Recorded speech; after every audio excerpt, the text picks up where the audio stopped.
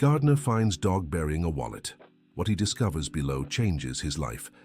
Kevin Miller was kneeling in the damp soil of the Richardson family mansion's garden when he saw something that left him stunned. A rusty-colored dog, which he had never seen on the property before, was frantically digging a hole near the rose bushes, holding what looked like a black wallet between its teeth. The 35-year-old gardener approached slowly, trying not to scare the animal. When he got closer, the dog dropped the wallet and kept digging even more intensely, as if trying to show something important. Kevin picked up the muddy wallet and opened. It was empty, but the name Richard Richardson was engraved on the leather. "Hey buddy, what are you doing?" Kevin asked the dog, which stopped digging and looked at him with pleading eyes. That's when Kevin noticed something strange at the bottom of the hole. It wasn't just dirt, there was something else. He knelt down and started helping the dog dig, his hands finding what seemed to be a metal box. "Kevin, what are you doing there?" The shrill voice of Mrs. Margaret Richardson made him jump in surprise. The 68-year-old woman approached with quick steps, her normally stern face even more closed off than usual. Kevin had worked for the family for 5 years and knew Mrs. Margaret didn't tolerate deviations from the garden's routine. "Mrs. Richardson, this dog was digging and—" "What dog? Where did this mutt come from?" she interrupted, frowning at the animal. The dog, as if understanding it was being mentioned, barked and resumed digging with its paws, throwing dirt everywhere.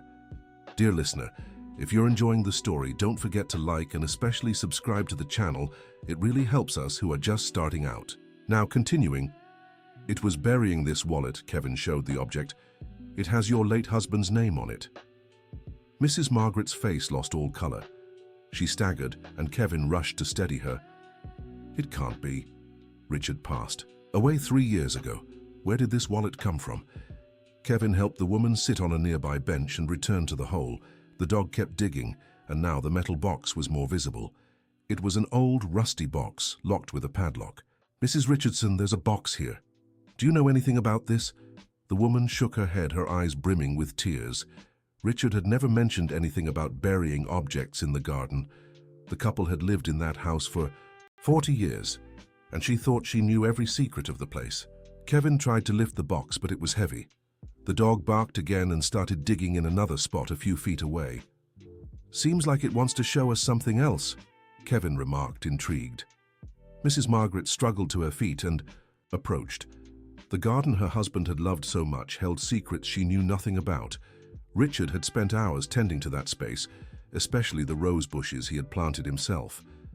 "Kevin, open the box," she ordered in a trembling voice. "But it's locked, ma'am, and I'm not sure if we should—" "It's my property, my garden, open it." Kevin went to fetch his tools from the gardening shed. Meanwhile, the dog kept digging at the second hole, revealing what looked like another box, smaller than the first. When Kevin returned with a crowbar, Mrs. Margaret was clutching her husband's wallet to her chest, tears streaming down her face. The gardener felt sorry for the woman. He knew she had never fully recovered from her husband's loss. With some effort, Kevin managed to break the padlock on the first box. When he opened the lid, both of them gasped. Inside were dozens of yellowed letters, old photographs, and a leather-bound journal. Mrs. Margaret picked up one of the photos with trembling hands. It was a picture of her in her youth, next to Richard, but there was a third person in the photo, a woman she didn't recognize. "Who is this woman?" she murmured, turning the photo over. On the back was written, "Richard, Margaret and Betty, 1978. Kevin noticed his employer's discomfort. The dog, which had stopped digging, came closer and nuzzled Mrs. Margaret's leg, as if offering comfort. "Ma'am, maybe we should take this inside. You can look through it more carefully." "No," Mrs. Margaret interrupted. "I want to see everything now. My husband hid this from me for decades. I need to know the truth." She opened the diary and began flipping through it. Richard's handwriting was unmistakable. The first pages spoke of the early days of his relationship with Margaret, but as she read on, mentions of a certain Betty began to appear. "Her Betty is sick. The doctors don't know what's wrong with her. Margaret can't find out. It would destroy her." Mrs. Margaret felt her legs weaken again. Kevin steadied her and helped her back to the bench. "Who was Betty?" she asked the heir, her voice barely a whisper. The dog barked and returned to the second hole, scratching at the dirt urgently. Kevin understood the animal wanted them to continue. "I'll see what's in the other box," he said, leaving Mrs. Margaret with the diary. The second box was indeed smaller and less rusted. When Kevin opened it, he found medical documents, prescriptions, and a sealed letter addressed to Margaret. "Mrs. Margaret, there's a letter here for you." The woman looked up from the diary, her face a mask of pain and confusion. She took the envelope with trembling fingers and opened it. The letter was dated a week before Richard's death. "My dearest Margaret, if you're reading this, it means Rusty has fulfilled his mission. Yes, I trained this dog so that when the my time came, he would reveal what I never had the courage to tell you in life. Betty was my sister, a sister my parents hid from me throughout my childhood and youth. She was born with a severe disability, and they, ashamed, placed her in a care center. I discovered her existence by chance at 25, just before we married. I visited Betty in secret all these years. I used the money you thought I spent on the garden to pay for her treatments and ensure her comfort. She passed away 6 months ago, and I couldn't bring myself to tell you. The weight of this lie has consumed me. Forgive me for hiding this from you. I was afraid you'd judge me for the cowardice of keeping this secret, afraid you'd feel betrayed. Betty deserved to have a family, and I was all she had. Rusty was her dog at the care center. When she left, I brought him here, training him so that when the time was right, he would reveal the truth. Take care of him, Margaret. He's all that remains of my sister." With eternal love, Richard. Mrs. Margaret's tears now fell freely. The dog, Rusty, approached and lay at her feet, as if understanding the gravity of the moment. Kevin didn't know what to say. In 5 years working there, he'd never imagined the family held such a secret. He stayed silent, just watching. 40 years, Mrs. Margaret murmured. 40 years of marriage, and he never told me he had a sister. She returned to the diary, hungrily reading each page. Richard's visits to Betty were described in detail, how he took her for walks in the care center's garden, how she loved dogs, how her eyes lit up when he appeared. One entry in particular caught her attention. "Betty asked me today to tell her about Margaret. She wants to meet my wife. How can I explain that I've kept the 2 most important women in my life apart out of pure fear? I promised her one day they'd meet. Another promise I don't know if I can keep." "He wanted us to meet," Margaret said, her voice breaking. "And I never knew." Kevin noticed there were more items in the first box. Carefully, he pulled out a photo album. The pictures were all of Betty, from childhood to adulthood, always in what looked like institutional settings, but with genuine smiles. She looked like him, Mrs. Margaret observed, tracing the face of the sister-in-law she'd never met with her finger. "Mrs. Margaret, there are more letters here. They seem to be from her to Mr. Richard." Margaret picked up the letters, written in shaky, childlike handwriting despite being from an adult woman. "Dear Brother Richard, thank you for visiting today. Rusty was as happy to see you as I was. The nurse said you're the best brother in the world, and I agree. I wish I could meet Margaret. You talk about her so much I feel like I already know her. Do you think she'd like me? With love, Betty." Mrs. Margaret choked back a sob. All the anger she'd initially felt upon discovering her husband's secret turned into a deep sadness, not just for the lie, but for the missed chance to know her sister-in-law. "Kevin," she said suddenly, "I need to go to that care center. I need to know more about Betty." "Of course, ma'am, but maybe it's best to rest first." "No, I've waited too long already. Richard died 3 years ago, Betty 6 months. I've wasted too much time." The care center's address was in the medical documents. It was in Newark, 2 hours from New York. Mrs. Margaret decided she would go the next day. That night she couldn't sleep. She took the diary, letters, and photos to her room, reading and rereading every word. Rusty, as if sensing he now had a new home, curled up beside her bed. The next morning, Mrs. Margaret woke up determined. She called Kevin early. "You'll drive for me today. I need to go to Newark." "Of course, Mrs. Margaret." "What time?" "Now, and bring Rusty." The ride was quiet. Mrs. Margaret held a photo of Betty while Rusty slept in the back seat. Kevin respected his employer's silence, focusing on the road. St. Francis Care Centre was a welcoming place, surrounded by well-kept gardens. At the front desk, Mrs. Margaret introduced herself and asked to speak with someone who had known Betty Richardson. Richardson? The receptionist frowned. Betty was registered as Betty Wilson, but wait, did you say Richardson? As in Richard Richardson? My late husband. Betty was his sister. The woman's eyes widened, and she asked them to wait. Minutes later, a woman around 50 approached. Mrs. Richardson, I'm Dr. Heather Mitchell. I cared for Betty for the last 15 years. Mr. Richard told me so much about you. Mrs. Margaret felt a mix of relief and pain. Richard had spoken of her to others, but never of Betty to her. I only found out about Betty yesterday. I'd like to know more about her. The doctor's face showed surprise and compassion. Come with me, let's talk in my office. Can I bring the dog? Is that Rusty? The doctor smiled at the animal. Betty adored this dog.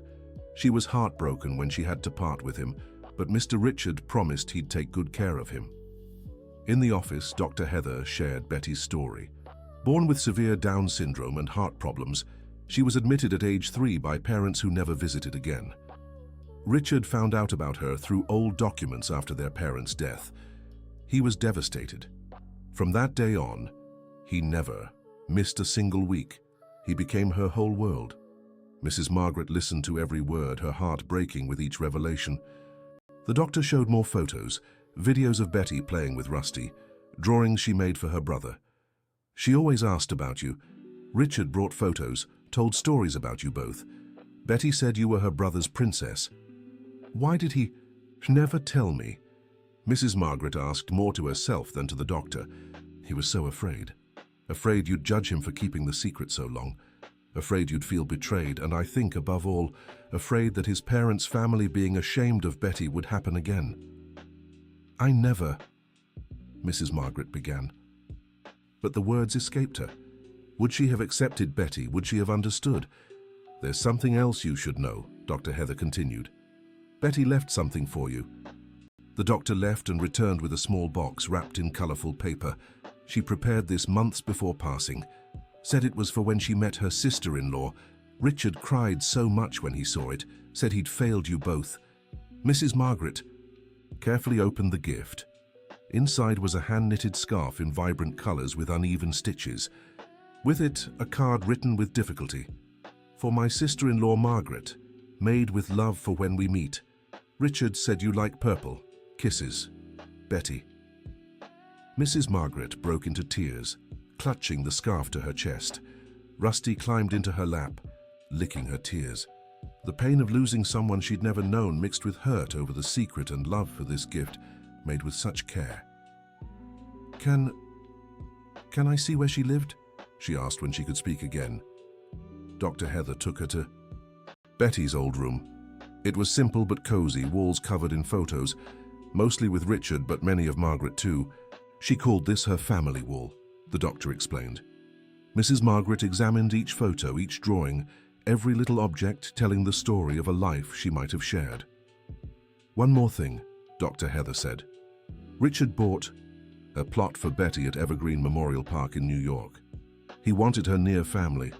Mrs. Margaret nodded. It was where Richard was buried too, where she visited monthly.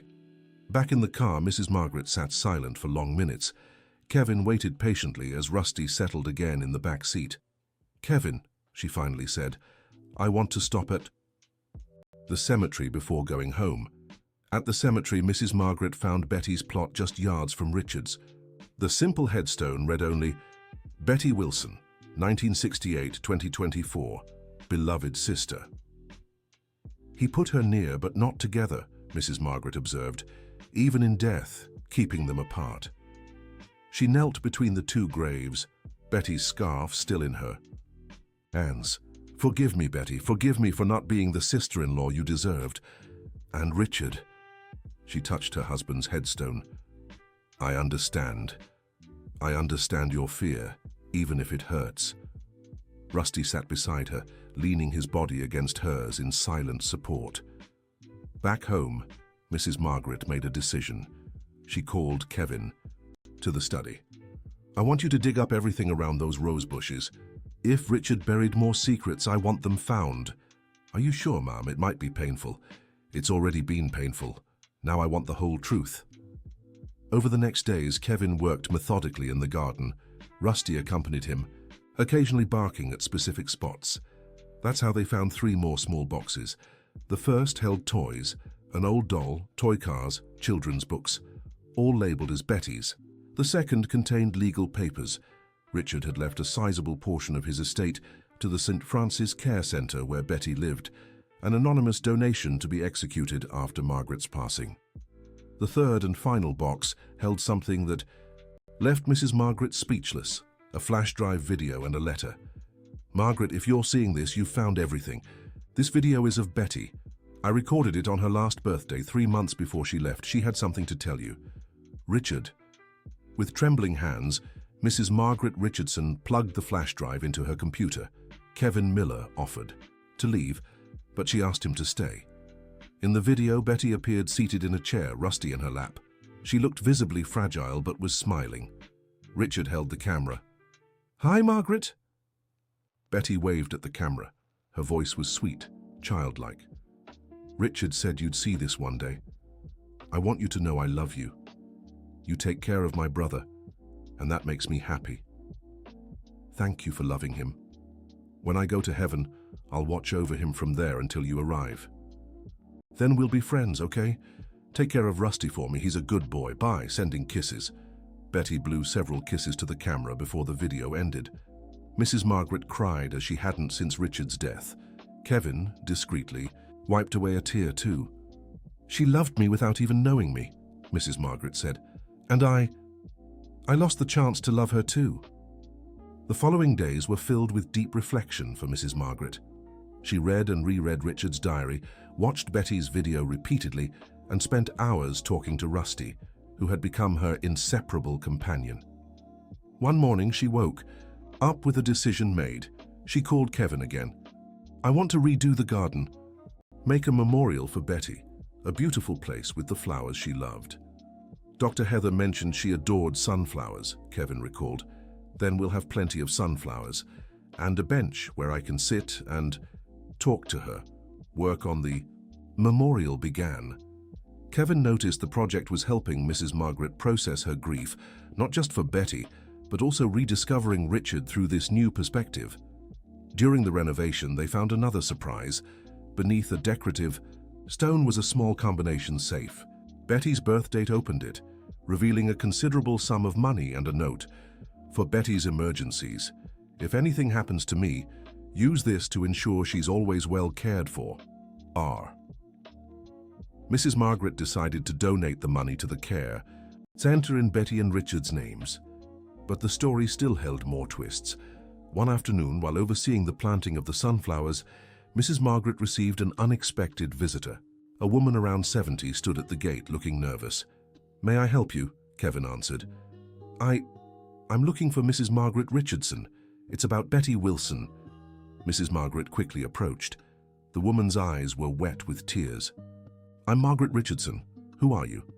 "My name is Rose. I was Betty's friend at the care center. Please, may I come in? I have something important to tell you." Mrs. Margaret led her to the living room. Rose seemed to carry an immense weight on her shoulders. "I lived at the care center for 10 years. Psychiatric issues after losing my family," Rose began. "Betty was my only true friend there. She talked about you all the time." Rusty, recognizing Rose, ran to her and jumped into her lap, wagging his tail excitedly. "Hi, boy," Rose hugged him. "I've missed you. You knew Betty well?" Mrs. Margaret asked. "Very well, and that's why I'm here. Betty told me something she never told Richard. She was afraid of hurting him." Mrs. Margaret felt her heart race. More secrets? Their parents visited Betty once. She was around 20. "I was there, I saw everything." Rose explained that Richard's parents had shown up at the care center, stayed only a few minutes, and left.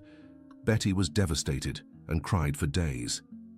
They told her never to reach out to the family, that it was better this way, that Richard had a good life and she would only ruin it. Betty never told Richard because she didn't want him to fight with his parents. Mrs. Margaret felt a new wave of anger, now directed at her late in-laws. How could they be so cruel? There's more, Rose continued. Betty kept a secret of her own too. She could read better than she let on. She taught herself by watching the nurses. She wrote in a secret diary. Rose pulled a worn notebook from her bag. She asked me to keep it, said that if one day Richard ever found out about her and was sad, I should give this to him. But he passed. Before that. So I thought you should have it. Mrs. Margaret took the notebook with reverence. Betty's handwriting was clearer here, less shaky. The first pages were simple, descriptions of daily life, drawings. But as it went on, the entries grew deeper. Dear Diary, today, Richard came to see me again. He thinks I don't notice, but I see him cry when he believes I'm not looking. It must be hard having a sister like me. I wish I could tell him it's okay, that I understand why he doesn't tell Margaret. I'd be ashamed of me too, but I love him anyway. And I love Margaret too, even though I've never met her. Richard feels happy when he talks about her, and that makes me happy. One day I'll get better and leave this place to meet her. We'll be a real family. Mrs. Margaret had to stop reading, tears blurring her vision. Rose held her hand. She was special, Mrs. Margaret. Different, yes, but special. She understood much more than people thought. Why did no one realize she could read so well? Mrs. Margaret asked. Betty was afraid. Her parents told her if she showed she was too clever, they'd take her somewhere worse. She never got over that fear. More pages revealed Betty's dreams, seeing the ocean, having a house with a garden, baking a cake for Richard and Margaret. Today I imagined what Christmas with my family would be like. Richard, Margaret and me at the same table, Rusty under the table waiting for food to drop. It would be the best Christmas ever. But I know it's just a dream. People like me don't get real families, but that's okay. I can still dream. She deserved so much more, Mrs. Margaret murmured. She had Richard, Rose said gently. To her, that was everything. Do you know how many people at the care center never got a single visitor? Richard was her hero. Rose stayed a while longer, sharing stories about Betty, how she organized birthday parties for forgotten patients, shared her few belongings, sang to calm those with nightmares. After Rose left, Mrs. Margaret was alone with the diaries, Richard's and Betty's. Two perspectives of the same love, the same secret, the same pain. That night she had a dream. She stood in a garden full of sunflowers, and Betty was there, young and healthy. Richard stood beside her, smiling. Hi, Margaret, Betty said in the dream. We finally meet. She woke to Rusty licking her face, as if comforting her nighttime tears. In the days that followed, Mrs. Margaret dove deeper into the story. She visited the care center again, spoke with other staff who knew Betty, pieced together a life kept in shadows. She learned Richard had set up a secret fund to help abandoned patients at the center, that Betty, despite her limitations, had touched many lives, that the love between the siblings had created ripples of kindness Mrs. Margaret never imagined. A week later, as she tended the memorial in the garden, now with tall sunflowers and a wooden bench bearing a plaque, Betty's garden, Kevin called to her. Mrs. Margaret, there's a woman at the gate. Says she's a social worker with information about Betty. The woman introduced herself as Claudia Foster. She carried a thick folder. Mrs. Richardson, I came about the donation you made to the care center. While processing the paperwork, we found something we thought you should know. What is it? Mrs. Margaret asked, already weary from so many revelations. Betty had a savings account. Your husband opened it for her 30 years ago and deposited small amounts monthly. With interest, well, it's a considerable sum. And she left a will. Mrs. Margaret almost laughed at the irony. More surprises from Richard and Betty. A will? But how? One of the nurses helped her make it completely legal. It's simple but valid. She left everything to, and I quote, my sister-in-law Margaret so she can take care of Rusty and plant flowers. The amount was modest by Mrs. Margaret's standards, but it represented decades of love and care from Richard for his sister. Betty, even though she never left the care center, had something to leave behind. She also left specific instructions, Claudia continued. The money should be used to do happy things. Those were her exact words. Mrs. Margaret looked at the garden under construction, at Rusty sleeping in the sun and knew exactly what to do. In the following weeks, Betty's garden was transformed. Not just a memorial, but a living space with toys for the neighborhood children, benches for the elderly to rest, and sunflowers everywhere. Mrs. Margaret also started a project at the Care Center, a new recreation room, an expanded library, and a garden where patients could have their own pets. But the revelations weren't over yet. One day, while organizing Richard's papers in his office, something she had avoided since his death, Mrs. Margaret found a thick envelope hidden behind some books. It was addressed to her, in Richard's handwriting, "To be opened only when you find out about Betty." Mrs. Margaret's hands trembled. Even after everything, did Richard still have more to say? Inside were several letters dated from different years. The first was from 1979, a year after their marriage. "My dear Margaret, today I found out I have a sister. My parents never told me. She lives in a care center, alone, abandoned. I went to see her. She has the same eyes as me, the same smile. She called me brother and hugged me as if she'd known me her whole life. I want to tell you, but I'm afraid. Afraid you'll think less of me for coming from a family that abandons their children. Afraid you'll want me to do the same. I'll wait for the right moment. I love you, Richard." The next was from 1985. "Margaret, Betty asked about you today. I showed her the photo from our wedding anniversary. She said you're beautiful and that she wants to give you a hug. I almost told you everything when I got home. You were making dinner, singing that song you love. Everything seemed so perfect that I couldn't ruin the moment. I'll tell you tomorrow, or the day after. Richard." The letters continued, year after year, always with the promise to reveal the secret soon. The weight of the lie growing, the fear turning into paralysis. The last letter was from a week before his death. "My beloved Margaret, 40 years of secrecy. I know it's unforgivable. Betty is dying. The doctors give her a few weeks. She still asks about you, still hopes to meet you. I'm a coward. The worst kind of coward, one who hides behind love. I told myself I was protecting you, protecting our marriage, but I was only protecting myself. I've arranged for you to find out after I'm gone. Yes, more cowardice. But Betty deserves to be known, to be remembered, to be loved by you too. Forgive me if you can. Love her, if you can. She's the best part of me I never showed you. Rusty knows what to do. It sounds crazy, but that dog understands things we humans complicate. I love you beyond this life, Richard." Mrs. Margaret sank heavily into the office chair. The pain of betrayal mixed with understanding of Richard's fear. 40 years carrying that weight alone. Rusty walked into the office and climbed into her lap, as if sensing her need for comfort. "You knew all along, didn't you?" she asked the dog. Just waiting for the right moment, the dog licked her hand and settled in her lap. Dear listener, if you're enjoying the story, please take a moment to like and especially subscribe. Go to the channel. It helps us tremendously as we're just starting out. Now continuing. Mrs. Margaret spent the following days on an emotional roller coaster. Her anger over the lie battled with her compassion for Richard's fear. Her grief for Betty mingled with regret for never having known her. She decided to visit Richard's grave. She needed to talk to him, even if he could no longer hear her. "You were a fool, Richard," she said, kneeling before the headstone. "A loving fool, but a fool nonetheless. I would have loved Betty. I would have been the sister-in-law she deserved." Rusty, who had come with her, walked over to Betty's grave and lay down on the earth, as if still watching over her. "But I understand," Mrs. Margaret continued. "Fear is a monster that grows bigger every day we feed it, and you fed yours for 40 years.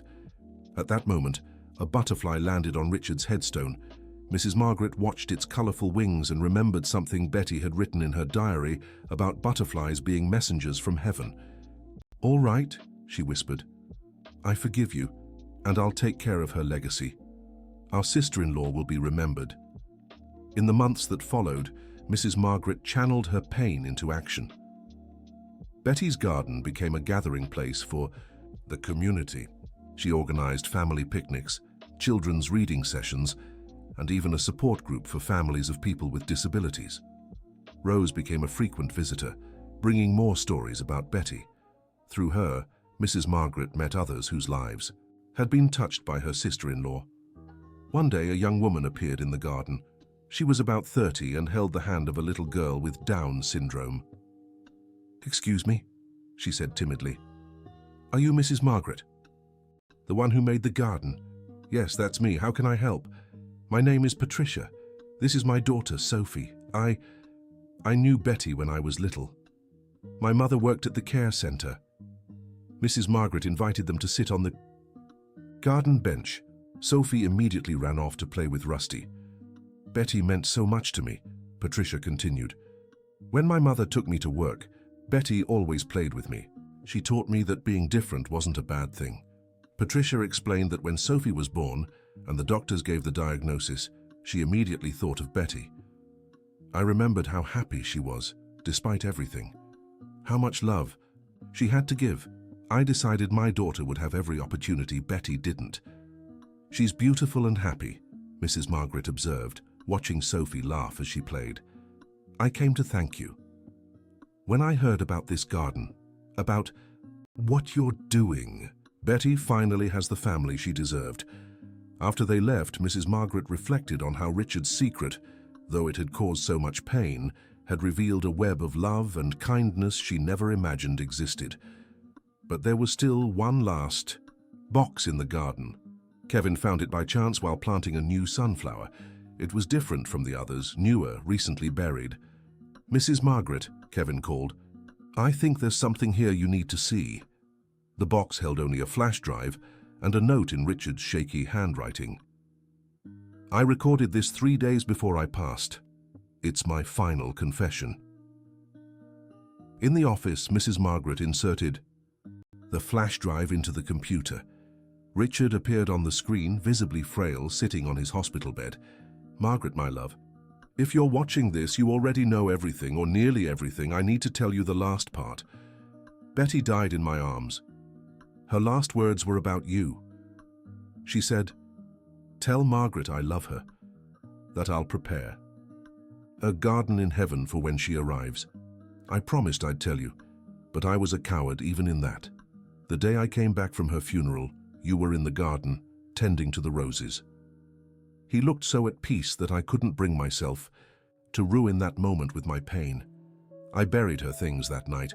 I prepared Rusty to reveal everything when I was gone. I know it's selfish, but I couldn't bear to see the disappointment in his eyes. Betty was the purest person I ever knew. Even abandoned, even limited, she had more love in her heart than all of us combined. Margaret, my final request.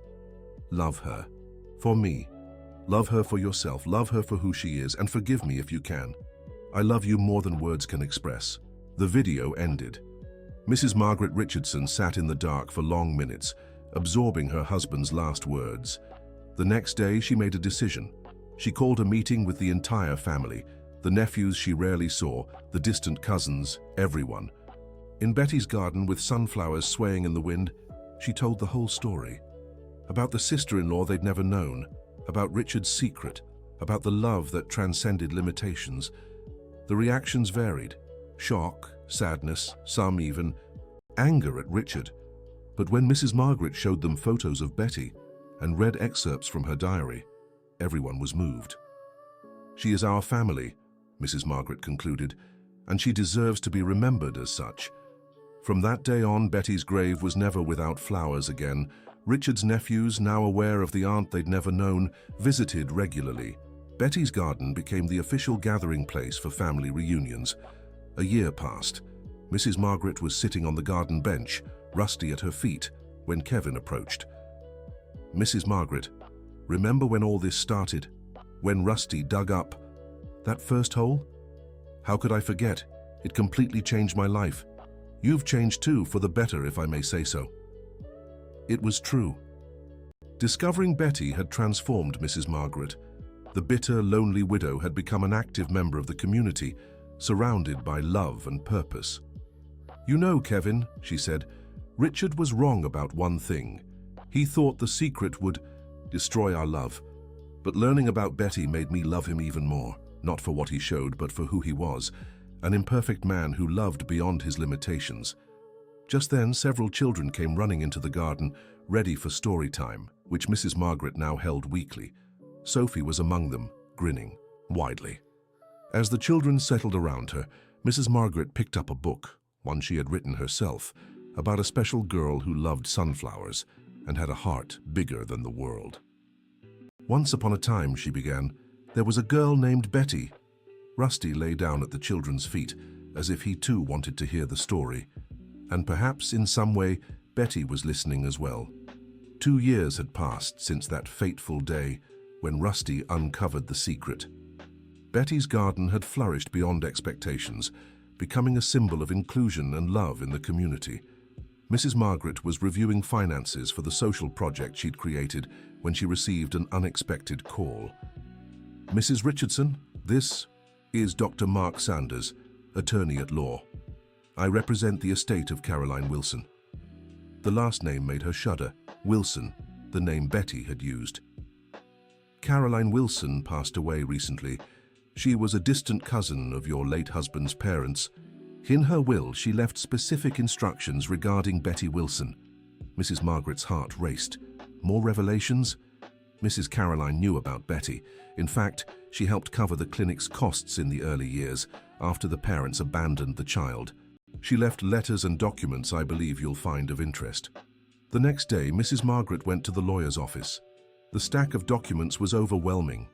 Caroline Wilson had documented everything: how she discovered about Betty, how she tried to convince her parents to visit her, how she was prevented by the family from having direct contact with the girl. I was a coward too, read one of Caroline's letters. I should have fought harder, gone against the family, but I settled for helping financially from a distance. Richard was braver than all of us. Among the documents were photos of Betty as a baby, before her hospitalization. Beautiful, smiling, in the arms of a mother who would later abandon her. But the biggest surprise was in a sealed letter for Betty when she turned 60. Betty would have turned 60 that month had she been alive. With the lawyer's permission, Mrs. Margaret Richardson opened the letter. Dear Betty, if you're reading this, you've outlived us all and proved we were wrong. You're stronger than we ever imagined. I want you to know that not everyone in the family agreed with what they did. I fought in my cowardly way to make your life better. I leave you my house in Aspen, a place with a garden, just as I know you always dreamed. Richard told me about your dreams, with eternal love and remorse, Aunt Caroline. The house existed, a modest but charming property with a large garden and a view of the mountains. Caroline had kept the place all these years, hoping Betty might one day use it. Since Betty had passed away, the property now belonged to the estate. The lawyer explained that, legally, Mrs. Margaret had rights as Richard's sole heir. I don't want it for myself, Mrs. Margaret said immediately. I want to turn it into something for people like Betty. And so Betty's house was born, a vacation home for families with special needs members, where they could rest, connect with nature, and find support. The opening was emotional. Rose was there, along with Patricia and Sophie, Dr. Heather Mitchell, and many others who had known Betty. She would have loved this, Rose remarked, watching the children run through the garden. She'd have been glad to know her Aunt Caroline loved her too, Mrs. Margaret replied. Rusty, now older but still active, supervised everything from atop, a small hill like a faithful guardian. That night, Mrs. Margaret dreamed of Betty again. This time they were at the Aspen house having tea in the garden. Thank you, Betty said in the dream, for everything. I'm the one who should thank you, Mrs. Margaret replied, for teaching me about true love. When she woke, she found Rusty sleeping beside her, a paw resting on her hand, as if to say, everything was all right. 6 more months passed. The work with Betty's house and the garden filled Mrs. Margaret's days, but in a rewarding way. She had never felt so alive, so needed. Then came a visit that would change everything again. A man around 40 appeared in the garden, looking nervous. He had the same eyes as Richard. Mrs. Richardson, my name is Charlie. Charles Edward Wilson. I'm Betty's son. Mrs. Margaret's world stopped. A son. Betty had a son. That's impossible, she stammered. Please, let me explain. May I come in? In the office, her hands trembling as she poured coffee, Mrs. Margaret listened to the most astonishing story of all. My mother had a boyfriend at the care center when she was 20, another patient with mild mental issues. I was the result. Charlie explained he was taken from Betty at birth, adopted by a family who never told him the truth. He only discovered it recently, after his adoptive parents died. I've spent the last 2 years searching for information about my birth mother. When I found out about this garden, about you, he showed documents, birth certificate, adoption papers, all legitimate. Betty had indeed had a son, one more secret in a life full of them. Did she know about you? Mrs. Margaret asked. I don't know. The clinic records showed she had complications during childbirth and was sedated for days. When she woke up, they told her the baby hadn't survived. Another lie. Mrs. Margaret felt a deep rage. How many injustices had Betty endured? I wanted to know about her, who she was, if she would have loved me. Oh, my dear, Mrs. Margaret took his hands. Your mother would have given her life for you. She had so much love it overflowed to everyone around her. She spent the next hours telling him about Betty, showing photos, reading passages from the diary. Charlie cried several times, especially when reading about his mother's family dreams. She dreamed of me without knowing, he murmured. Rusty, who had been watching from the doorway, cautiously approached. He sniffed Charlie for a long moment, then climbed into his lap as if recognizing something familiar. This was her dog, Mrs. Margaret explained. He seems to have accepted you. Charlie hugged Rusty, overcome with emotion. It was the closest connection he'd have to his mother. There's something else I need to show you, Charlie said after composing himself. My adoptive mother gave me this before she died, said it came with my adoption papers. It was a tiny hospital bracelet with the name Baby Wilson and a date. But what caught Mrs. Margaret's attention was the small sunflower doodle in pen on the tag. She marked you, Mrs. Margaret whispered. Even though she couldn't keep you, she marked you. In the following days, Charlie became part of Mrs. Margaret's life. Together they visited Betty's grave, where he could finally meet his mother. Hi, Mum, he said, kneeling before the headstone. I'm sorry for everything you went through, but I want you to know I had a good life, and now finally I can truly be your son. Charlie's story brought new perspective to Betty's legacy. Mrs. Margaret started a campaign to reunite families separated by prejudice and forced institutionalization. Charlie, who was a teacher, began volunteering at Betty's house. Seeing Betty's son teaching special needs children felt to Mrs. Margaret like a circle completing itself. One afternoon, while organizing Betty's belongings to create a small memorial, they found something that had gone unnoticed, an old cassette tape in a music box. With difficulty, they found a player. Betty's voice, young and full of hope, filled the room. Hello, is this how you do it? Richard said this records voices. Cool. I want to sing a song for when I have a baby. The nurse said all mums sing to their babies, so I'll practice. Twinkle, twinkle, little star. How I wonder what you are up above the world so high like a diamond in the sky. When I have a baby, I'll sing this every day, and I'll teach them to care for sunflowers, and we'll be happy. Bye. Tape. Charlie broke down in tears. His mother had dreamed of him, prepared for him years before he was born. The pain of their separation was nearly unbearable. She loved you, Mrs. Margaret said, holding him. Even without knowing you'd exist, she already loved you. Charlie's discovery also brought legal questions. As Betty's only biological descendant, he had rights. But Charlie wasn't interested in material inheritance. I just want to be part of this, he said. The garden, the house, her legacy. I want my children to know about the special grandmother they had. That's when Mrs. Margaret discovered she was a great-grandmother. Charlie had 2 children, a 10-year-old boy and an 8-year-old girl. Meeting them was indescribable. Kids, this is Aunt Margaret, Charlie introduced. She took care of Grandma Betty. The grandma who liked sunflowers? The girl, Julia, asked. That's the one, Mrs. Margaret confirmed, tears in her eyes. The children quickly adapted to Betty's garden, befriending Rusty and helping care for the flowers. Seeing them play where Betty could never play was bittersweet. During one of those afternoons, Charlie's son, Peter, asked a question that left everyone silent. Why couldn't Grandma Betty live with the family? Charlie looked at Mrs. Margaret, unsure how to explain prejudice and abandonment to a child.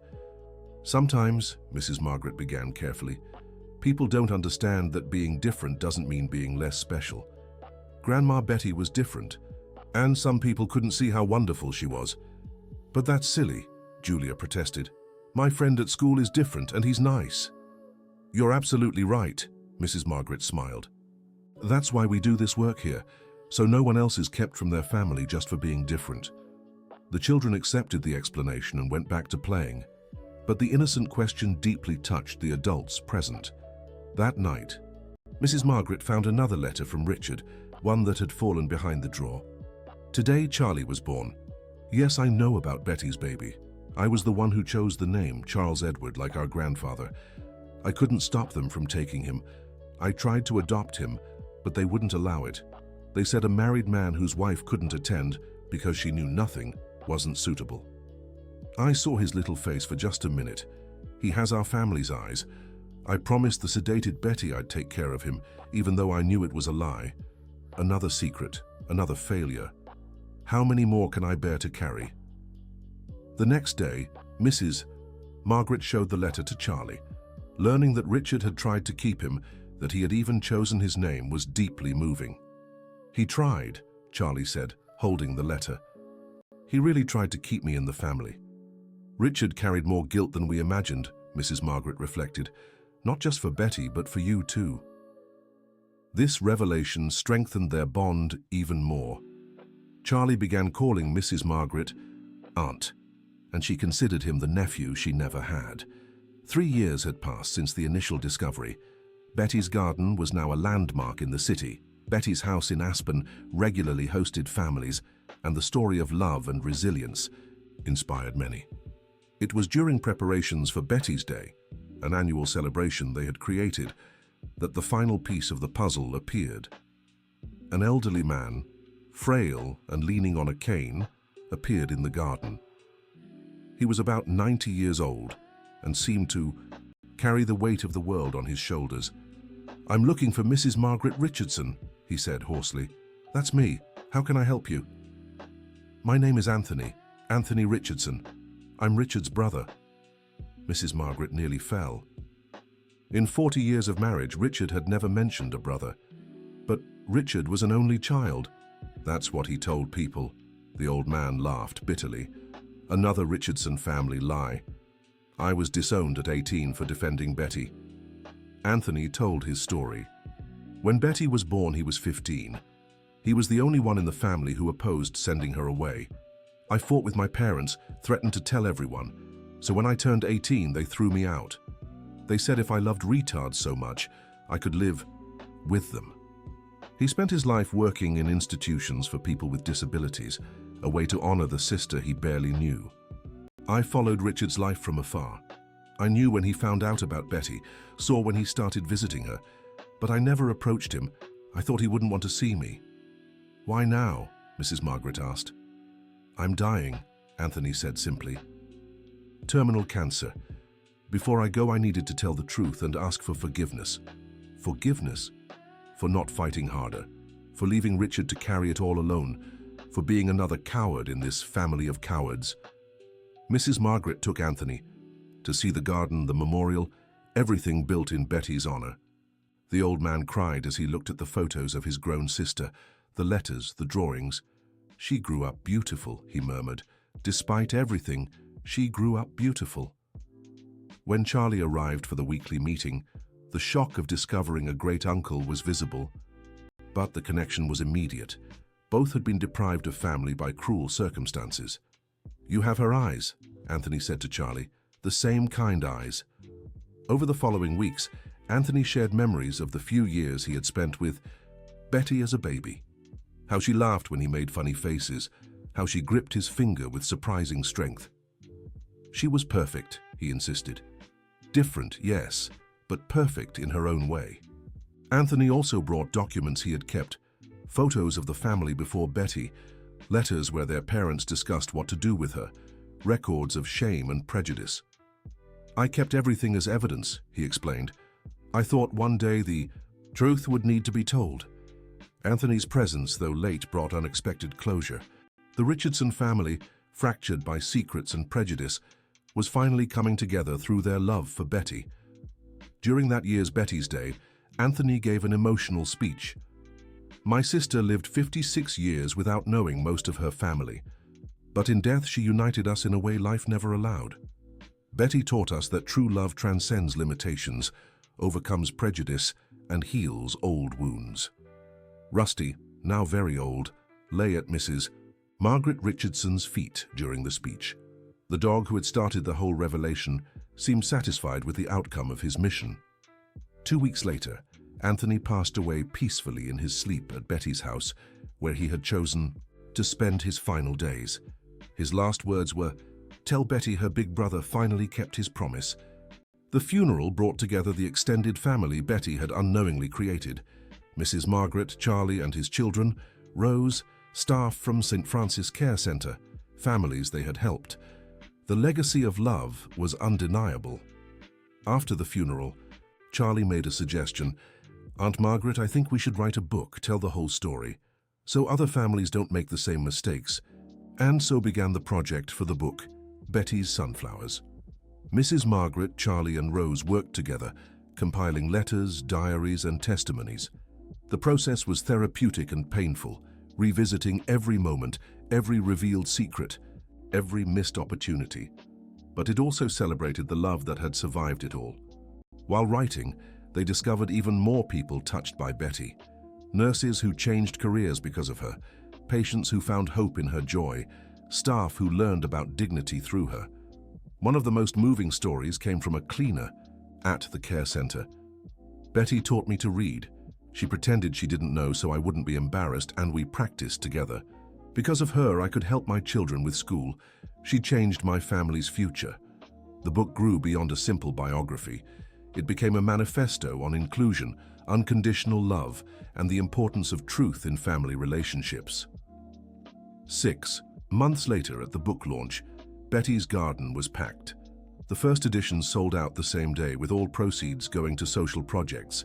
During her speech, Mrs. Margaret reflected, "Richard thought he was protecting me by hiding Betty. But he robbed me of decades of love. His fear stole precious time from us. May this story serve as a lesson. The truth, no matter how hard, is always better than the most well-intentioned lie." Charlie added, "My mother never knew I existed. I grew up not knowing her. But through your love, we finally found each other. True love knows no time or distance." That night, Mrs. Margaret dreamed again of Betty and Richard. They were together in the heavenly garden Betty had promised to prepare. "Thank you," Richard said in the dream, "for doing what I didn't have the courage to. Thank you," Betty added, "for giving me the family I always dreamed of." When she woke up, Rusty was by her side, already very frail but still loyal. The dog who had started it all seemed to know his mission was nearly complete. 2 days later, Rusty passed away peacefully, sleeping in the garden beneath the sunflowers. He was buried in a special corner with a plaque that read, "Rusty, the messenger of love." The loss was felt by everyone, but there was peace in his passing. Rusty had fulfilled his purpose beyond all expectations. Years went by. Betty's Garden expanded. Betty's house multiplied in other cities. The book inspired changes in inclusion policies. Charlie became a sought-after speaker on disability rights. Charlie's children grew up proud of the grandmother they had never met. Julia became an occupational therapist, inspired by Betty's story. Peter studied law to defend families torn apart by prejudice. Mrs. Margaret, now in her 80s, still oversaw everything with surprising energy. One special morning, she received a letter that moved her deeply. "Dear Mrs. Richardson, my name is Anna Betty. I'm 25 years old and have Down syndrome. My parents almost institutionalized me when I was born, but they read the book about Betty and changed their minds. Today I'm a certified teacher. I teach special needs children. I have a boyfriend, friends, and a full life. I wanted to thank you for telling the story. for showing that people like me deserve love and family. For not letting Betty be forgotten, I named my little dog Rusty in her honor. With love and gratitude, Anna Betty P.S. I'm sending a photo of me in my sunflower garden. The photo showed a radiant young woman surrounded by sunflowers, holding a little golden dog in her lap. The cycle continued. Mrs. Margaret framed the letter and photo, placing them in Betty's memorial.